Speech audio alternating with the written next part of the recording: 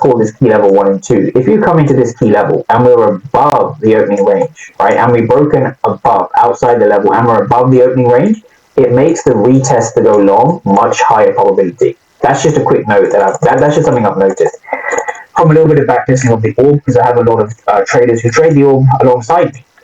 So that is step one. We've established a break, right? So let's break this down again. So this is the B.O.L.T. Let's write it down. B.O.L.T. Breakout blueprint.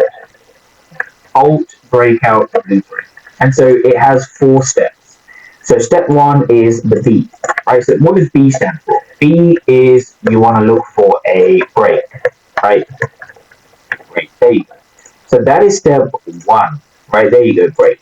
Now step 2 is looking for an optimal retest. Now there's different ways you can find an optimal retest. However, what I've said in the box is price returns to the level to test supply and demand. So step 2 is you're looking for a optimal retest. And so this is what the O stands for. So the O stands for optimal retest, just like this. So once you have the O like this, you want to then look at L. So this is what the retest is, right? So there you go.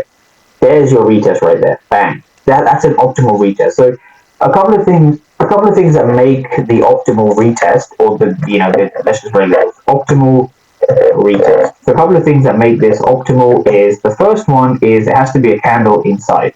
Just a couple of things to look for. Candle inside. Now the second thing it needs to be is it needs to have it needs to come into at least a 50% area, right? 50% of the level. So if you look at the width of this level, let's say this is now 37 to 28. Let's say that's about a 9-point stop. Let's just say halfway is about 4.5 to 5 points, right? You can see we've come halfway into that level, right? So this is the top of the level, bottom of the level. This is sort of that halfway point, which ticks that. These are the 2 ways I look for an optimal retest.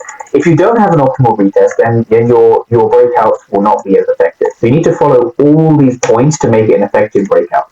So after that, we have L, which stands for liquidity absorption.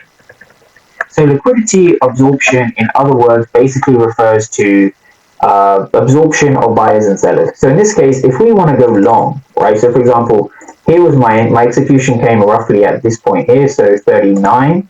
I had my stops below here, and obviously the target was way up here. Now, liquidity absorption is basically focusing on what happens inside the key level. So there. So you're looking for that liquidity absorption over here. So how does that work? Liquidity absorption. So let's break down today's trade. Let's go to it. There we go. There we go. Hopefully you can see them side by side. Look at this retest, everyone. What does this show you? So again, if we go back to our read formula, let's read what the market's saying. So the liquidity